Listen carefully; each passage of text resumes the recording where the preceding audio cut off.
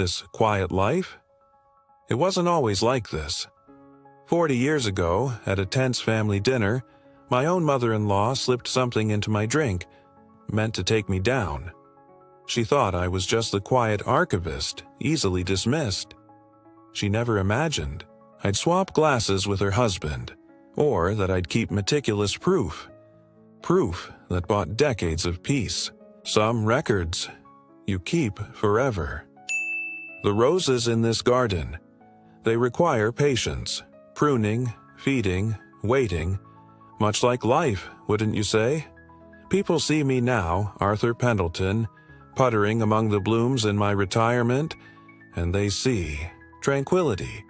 And they're right, it is tranquil now. But peace, genuine peace, isn't always handed to you on a silver platter. Sometimes it has to be meticulously cultivated, especially when others are determined to sow discord simply because they don't value your particular patch of earth. They mistake quiet for weakness, diligence for dullness. It's a common error, but one I learned can be turned to your advantage. 40 years ago, things were different. The tranquility was a facade, stretched thin over weekly tensions. I was in my mid-30s, married to my dear Clara, and working as the head archivist at the university. It wasn't a glamorous job, not like my father-in-law's booming construction business, but it suited me. I dealt in facts, in records, in the careful preservation of truth, organizing chaos into order, understanding systems, finding the connections others missed. That was my world. It required a specific kind of mind, one that noticed details, one that remembered. My in-laws, however, saw none of that value. Clara's parents, Richard and Eleanor Vance, resided in a grand, imposing house that always felt cold, no matter the season. Richard was a man who measured worth in dollars and square footage. He was loud, opinionated, and barely concealed his disdain for my profession. "Still playing with dusty files, Arthur?" He'd boom across the dinner table every Sunday, a rhetorical question dripping with condescension. "When are you planning on getting a real job, son? Support my daughter properly?" He never waited for an answer, too busy admiring his own reflection in the polished mahogany. Eleanor, his wife, was quieter, more insidious. Obsessed with social standing and appearances, she saw me as an anchor dragging her precious Clara down from the lofty heights she envisioned. Her disapproval wasn't shouted like Richard's. It was delivered in subtle slights, veiled criticisms disguised as concern, and a persistent air of disappointment. "Arthur is dedicated," she'd say. The pause before the word making it sound like a chronic ailment. She'd praise my occasional published photograph from a hobbyist perspective, then immediately ask Clara about the finances, her voice laced with manufactured worry. They both operated under the fatal illusion that because I didn't boast or posture, I lacked substance.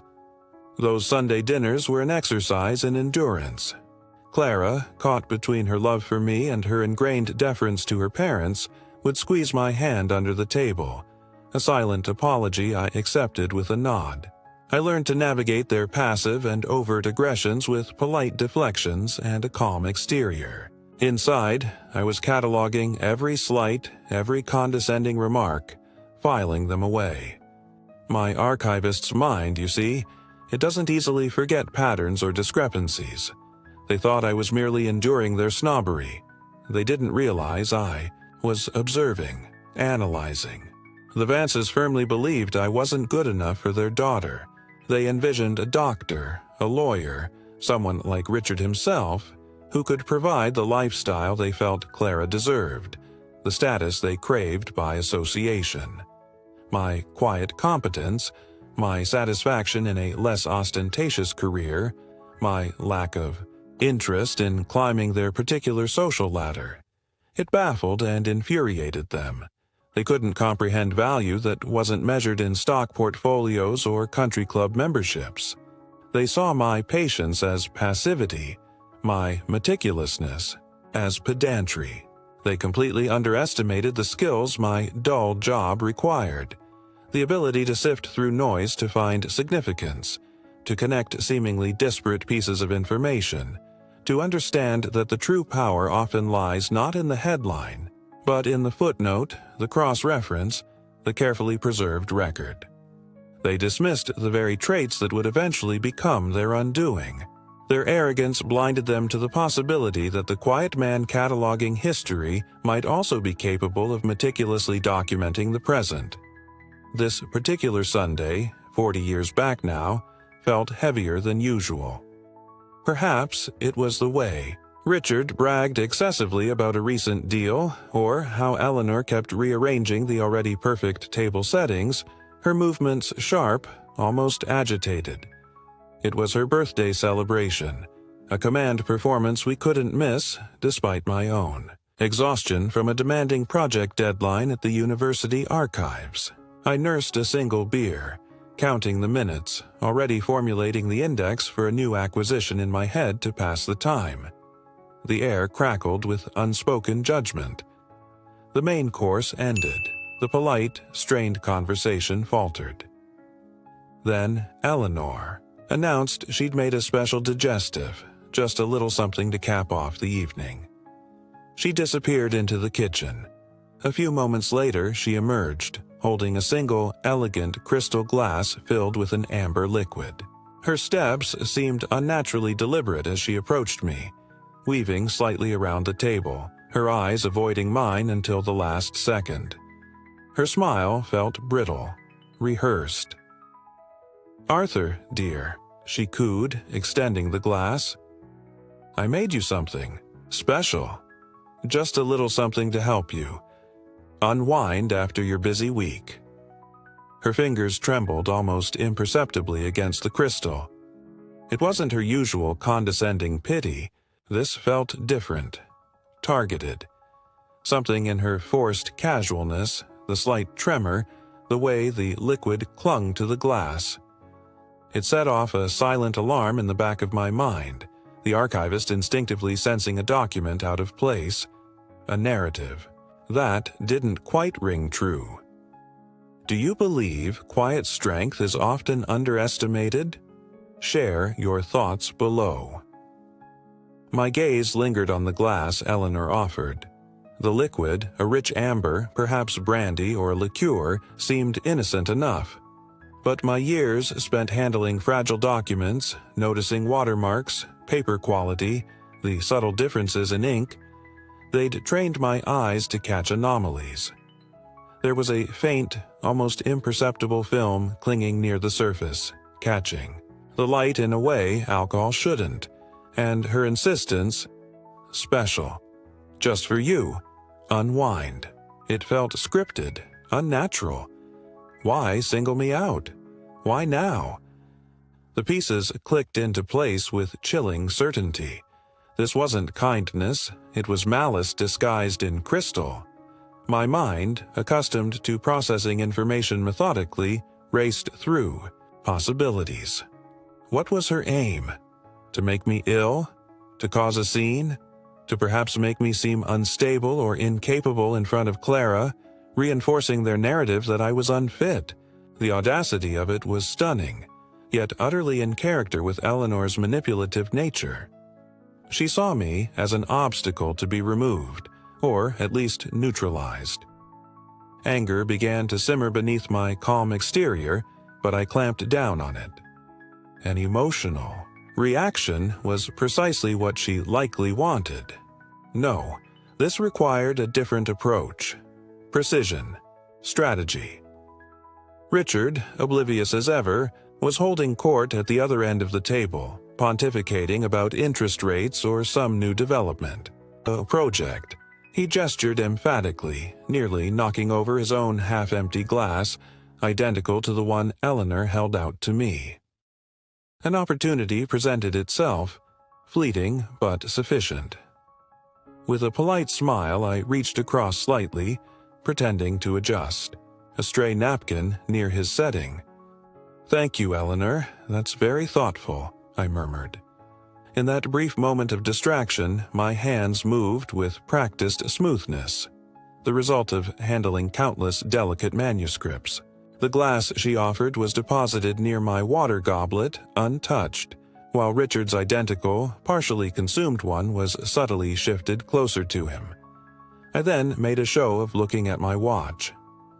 "Actually, Eleanor, I should probably stick to water. I have that early start cataloging the new acquisitions tomorrow. Need a perfectly clear head." I saw a flicker of something in her eyes. Confusion? Annoyance? It was gone in an instant, replaced by her usual tight smile.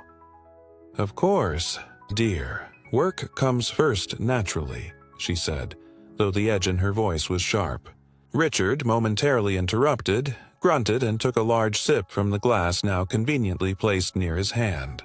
The glass Eleanor had intended for me.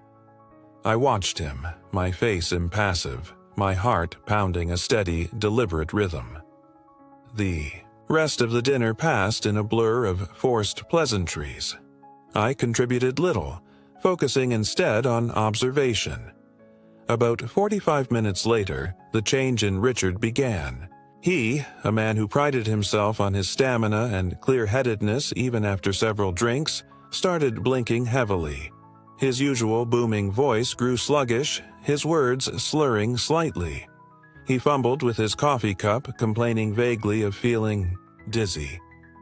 "Must have been that second helping of trifle," he mumbled, rubbing his temples. Eleanor's reaction was immediate and telling. Her face, usually a mask of controlled composure, tightened with barely concealed panic. She shot a quick, venomous glance across the table directly at me, a look that screamed accusation and fury, before instantly schooling her features back into solicitous concern. "Oh, Richard, darling, you do look pale.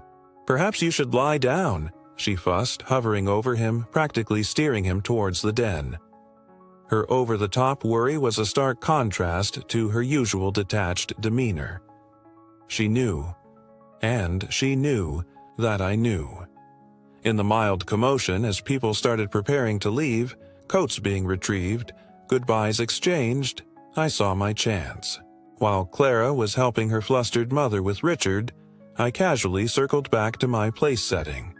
The untouched glass, the one Eleanor had given me, sat there innocently. With practiced, unobtrusive movements, I carefully palmed it, wrapped it swiftly in the clean folded handkerchief I always carried, and slipped it into my jacket pocket. The weight of it felt significant, damning, concrete evidence. Driving home, Clara fretted about her father. Maybe it was the shellfish, she wondered aloud. He seemed fine earlier. I simply nodded, my mind elsewhere. The cold anger I'd suppressed earlier was solidifying into something else. Resolve. This wasn't just about a spiteful act at a dinner party. It was about a fundamental lack of respect, a dangerous willingness to manipulate and harm to get her way. It was about protecting Clara, about drawing a line that could never be crossed again. Eleanor Vance had underestimated me profoundly. I didn't know exactly what was in that glass yet, but I knew it was deliberate. I knew it was aimed at me, and I knew, with the certainty of an archivist confirming a primary source, that I couldn't let it stand. Confrontation would be useless. She'd lie, twist the narrative, paint me as the villain. No, this required the skills I possessed. Patience, meticulousness, and the unwavering conviction that truth, properly documented, holds its own power. The game had changed, even if she didn't fully realize it yet. She had intended to compromise me, to weaken my standing. Instead, she had handed me the very tool I needed. The carefully preserved glass in my pocket wasn't just evidence. It was the first entry in a new, crucial file. A file that would ensure accountability, one carefully compiled entry at a time. The quiet archivist was about to start a very different kind of cataloging. The betrayal cut deep, but they had no idea what I was capable of. Keep watching Revenge with Alex to see how the tables turned. The drive home that night was thick with an unnerving silence, punctuated only by Clara's worried murmurs about her father possibly having food poisoning. I offered vague reassurances, my mind preoccupied with the cold, hard weight of the glass wrapped in my handkerchief, nestled securely in my jacket pocket. The initial shock of Eleanor's brazen act had subsided, replaced by a chilling clarity. This wasn't a misunderstanding or a clumsy mistake. It was a calculated assault, however veiled, aimed directly at undermining me, perhaps even incapacitating me to further her agenda of proving my inadequacy to Clara. The sheer arrogance of it, the belief that she could get away with such a thing, that I wouldn't notice or wouldn't dare to act, was staggering. But anger alone was a blunt instrument. What I needed was proof, irrefutable and objective. The first challenge back in the early 1980s was getting the residue in that glass analyzed without raising alarms or leaving an easily traceable record. This wasn't today's world of anonymous online labs and readily available testing kits. Discretion was paramount. My position at the university archives, however, provided unique avenues. I knew Dr. Alistair Finch, head of the chemistry department, a meticulous older gentleman with whom I'd collaborated years prior on identifying the composition of inks used in certain historical documents. We weren't close friends, but we shared a mutual respect built on professional diligence. He valued precision and abhorred sloppy work, traits I deeply appreciated. Accessing him required careful navigation. I couldn't simply walk into his lab with a possibly drugged glass from a family dinner.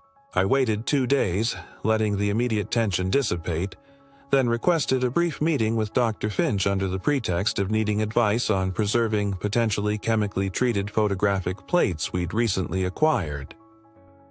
Once, in the relative privacy of his cluttered, beaker-filled office, smelling faintly of formaldehyde and old paper, I presented my true request. I framed it carefully, speaking hypothetically at first about identifying an unknown substance found in a beverage, under peculiar circumstances. I emphasized the need for absolute confidentiality. Finch peered at me over his spectacles, his sharp eyes assessing. Peculiar circumstances, Pendleton? Sounds less like archival work and more like something out of a detective novel.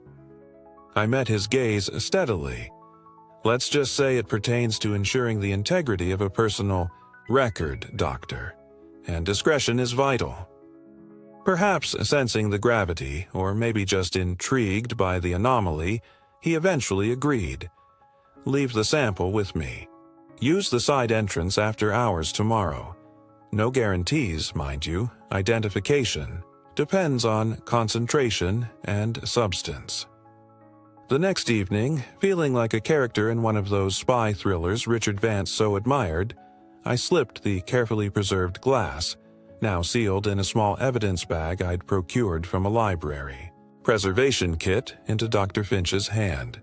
He handled it with professional detachment, promising only to run a basic screen for common sedatives and tranquilizers. The wait was agonizing. Every ringing phone made me jump. Every interaction with Clara felt strained, knowing what I knew, yet unable to share it without concrete proof. 3 days later, Dr. Finch summoned me back to his office. He slid a single sheet of paper across his desk. A simple, hand-typed report. Benzodiazepine group, he stated flatly. Significant traces, consistent with diazepam or a similar compound. Not lethal in this concentration, not usually, but certainly enough to cause profound drowsiness, confusion, perhaps temporary memory, impairment depending on the individual. He looked at me pointedly. Whatever your personal record involves, Pendleton, be careful. This wasn't an accident. I thanked him, my voice low, the confirmation hitting me with the force of a physical blow. I asked for and received a signed copy of his findings, the paper feeling heavy with implication in my hand. The proof was undeniable. Eleanor had deliberately drugged the drink meant for me. Now, armed with the lab report, the temptation was to confront her immediately, to throw the evidence in her face and Richard's. But my archivist instincts screamed caution. A direct accusation against Eleanor would devolve into histrionics, denials, and counter-accusations. She would undoubtedly manipulate Clara, playing the victim, painting me as paranoid or vindictive. Richard would close ranks, protecting his wife and their carefully constructed facade. No, a single lab report wasn't enough. I needed context. I needed motive beyond simple dislike. I needed to build a case, just as I would assemble documentation to authenticate a historical artifact. This required patience, meticulousness, and leveraging the very skills they dismissed. My investigation began quietly, after hours, using the tools of my trade available then. I started with our own home, searching for any corroborating details. Tucked away in Clara's old college diaries, which felt like a violation to read, but a necessary one, I found passages detailing her mother's intense disapproval of a previous serious boyfriend, a young artist Eleanor deemed unstable and penniless. There were mentions of Eleanor's veiled warnings to Clara, her concerns about his suitability, tactics chillingly similar to those she employed against me. While not proof of drugging, it established a clear pattern of interference and manipulation, aimed at controlling Clara's choices. This wasn't just about me. It was about Eleanor maintaining control over her daughter's life. Next, I turned to public records and archives, spending evenings hunched over the humming microfilm reader at the university library. I searched old local newspapers, society pages, business registries. I looked for connections, anomalies, anything related to the Vances that seemed out of place. It was tedious work, sifting through endless pages of grainy text, my eyes straining under the dim light. Most searches yielded nothing, but persistence is an archivist's virtue. I eventually found records confirming Richard had significantly expanded his business holdings around the time Clara and I married, fueling his need for status. I also found archived articles mentioning Eleanor's involvement in various high society charities, reinforcing her obsession with public image. Still, no smoking gun regarding the sedative. The question of access kept nagging at me. How did Eleanor obtain diazepam or something similar? It wasn't an over-the-counter drug. Discreet inquiries through a trusted contact at the university's medical library yielded information about doctors known to be generous with prescriptions within the Vances' social circle. Cross-referencing this with pharmacy locations near their home, I identified a likely possibility, but couldn't prove she'd obtained it specifically. It was circumstantial, but added another layer to the file I was mentally compiling. Was it her own prescription? Richard's? Did she feign symptoms? To acquire it? The how remained elusive, but the intent was crystal clear. During this period of quiet investigation, which stretched over several weeks, the strain began to show. Eleanor, perhaps sensing my suspicion or simply continuing her campaign, increased her subtle pressure on Clara. "Arthur seems so preoccupied. Lately, darling," I overheard her saying during one phone call. "Is everything all right between you? He seems withdrawn. Maybe the stress of his job is getting to him." Clara would relay these concerns, her brow furrowed with worry, forcing me into vague reassurances that felt dishonest. It was the lowest point, feeling isolated, unable to share the full truth with my wife, while her mother actively worked. to poison our relationship. The temptation to abandon my careful strategy and just confront them all grew stronger, but Dr. Finch's words echoed, "Be careful." Then came the breakthrough, the key insight I needed. It arrived, as crucial discoveries often do unexpectedly. While organizing a recently donated collection of papers from a retired university administrator, I came across correspondence files from the period just before Clara and I married. Tucked within a folder related to faculty health benefits was a seemingly innocuous internal memo discussing common stress-related ailments. Attached, however, was an anonymized case study summary used for a departmental wellness seminar. It detailed a spouse of a prominent local figure experiencing severe anxiety and insomnia who was prescribed, and known within certain circles to occasionally misuse, diazepam. The descriptive details, though anonymized, matched Eleanor's profile and social connections perfectly. The timing aligned. It wasn't definitive legal proof, but combined with the lab report and the pattern of behavior, it formed a compelling narrative. This was the missing piece, suggesting not just access, but potential misuse and a familiarity with the drug's effects. That discovery galvanized me. My resolve hardened.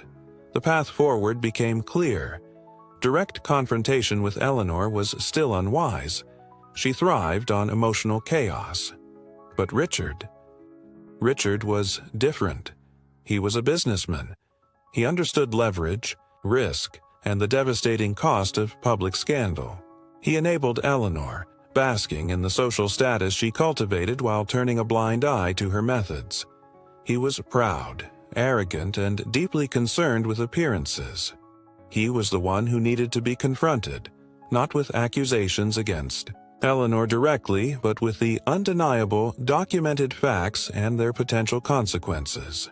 He was the gatekeeper, the one who could and must enforce the change required. I spent the next week meticulously organizing my findings. The archivist in me took over. I created a simple, professional-looking binder. Inside, I placed the signed toxicology report from Dr. Finch. Behind it, I included dated notes of my own observations from the dinner. Then, copies of the relevant pages from Clara's diaries highlighting the pattern of interference. I added summaries of my public records search, hinting at the Vance's social vulnerabilities. Finally, I included a carefully worded summary of the anonymized case study, highlighting the parallels without making a direct, unprovable accusation about Eleanor being the subject, but letting the implication hang heavy in the air. Each document was presented factually, chronologically, like exhibits in a historical record. No emotional language, no overt threats, just cold, hard, documented information. The binder itself felt like a weapon, heavier than its physical weight suggested. My strategy was set. The time for quiet observation was over. It was time to present the findings. If you enjoy seeing clever strategy overcome injustice, make sure you subscribe to Revenge with Alex. With the binder prepared, the final most critical step was arranging the confrontation with Richard. Timing and setting were crucial. I couldn't do it at their home, Eleanor's territory. A public place felt too risky, too uncontrolled. It had to be neutral ground, or preferably his ground, where he felt nominally in charge but could also appreciate the gravity of a professional, serious discussion disrupting his domain. I called his office secretary, using my most formal professional tone. Arthur Pendleton requesting a brief, private meeting regarding a sensitive family matter. The unusual formality, coming from his usually quiet son-in-law, likely piqued his curiosity, or perhaps even a sliver of apprehension. He agreed to meet the following afternoon in his large, intimidatingly modern office downtown. Walking into Richard Vance construction headquarters felt like entering the lion's den. Photos of Richard shaking hands with politicians and developers, lined the wood-paneled walls. His massive mahogany desk dominated the room, designed to make visitors feel small. He sat behind it, radiating impatience, checking his expensive watch. "All right, Arthur, my secretary said this was important. I've got a tea time at 3, so let's make this quick. What's so sensitive?" He didn't offer me a seat, a deliberate power play. I remained standing, placing the meticulously prepared binder squarely in the center of his otherwise immaculate desk blotter. The thud it made seemed to echo slightly in the opulent silence. "Richard," I began, my voice calm and steady, devoid of the anger or nervousness churning inside me. "This concerns Eleanor, and an incident that occurred at her birthday dinner several weeks ago." His eyes narrowed instantly, suspicion replacing impatience. "What incident?" "Your wife's mother wasn't feeling well, that's all." He waved a dismissive hand. I didn't react to the deflection. Instead, I opened the binder to the first page, revealing the signed toxicology report from Dr. Finch. This report confirms the presence of a significant dose of benzodiazepine, likely diazepam, in a beverage, prepared that evening. Richard stared at the paper, his face slowly draining of color. He looked up sharply, his usual bluster momentarily gone, replaced by a flicker of genuine shock, perhaps even fear. "What the hell is this? Where did you get this?" he sputtered, his voice raspy. "From the special digestive Eleanor prepared specifically for me," I replied evenly, meeting his gaze without flinching. "The one you ended up drinking after I discreetly switched our glasses." I let that sink in, watching the dawning realization. The memory of his own inexplicable dizziness and confusion that night flood his features. He visibly paled, gripping the edge of his desk. Before he could formulate a defense or denial, I turned the page. My own detailed observations from that evening corroborate the timeline and the physical effects observed in you shortly after consumption. I then turned to the copies from Clara's diaries, and these entries, from years ago, establish a clear pattern of Eleanor interfering in Clara's relationships using manipulative tactics when she disapproves of Clara's chosen partner. I continued methodically, turning pages, presenting the summary of the public records search highlighting their social standing, and finally the anonymized case study summary. I didn't embellish, didn't accuse Richard directly of complicity, just laid out the documented facts, piece by piece, the archivist presenting the undeniable record. Richard sat stunned, speechless for a long moment, his arrogance completely stripped away, leaving behind a man confronted with irrefutable, damaging truth. He ran a hand over his face, the facade crumbling. "Eleanor. She wouldn't. She worries. She gets anxious. He trailed off, the excuses sounding weak even, to his own ears. "Richard," I interrupted, my voice still quiet but firm. "This isn't about worry. This was a deliberate act with potentially serious consequences. What Eleanor did was dangerous, reckless, and utterly unacceptable. And it stops. Now." He looked cornered, trapped by the evidence I'd so carefully assembled. "What do you want?" "Arthur?" he finally asked, his voice low, defeated. "Money? Is that it? I always knew." I cut him off sharply. "This has never been about money, Richard. Unlike you, I don't measure everything in dollars. This is about respect. It's about the safety and well-being of your daughter, my wife. It's about ending the manipulation, the condescension, the constant undermining of our marriage." I leaned forward slightly, lowering my voice for emphasis. "This information," I tapped the binder, "stays between us. It does not go to Clara. It does not go beyond this room, if, and only if, certain conditions are met immediately and permanently."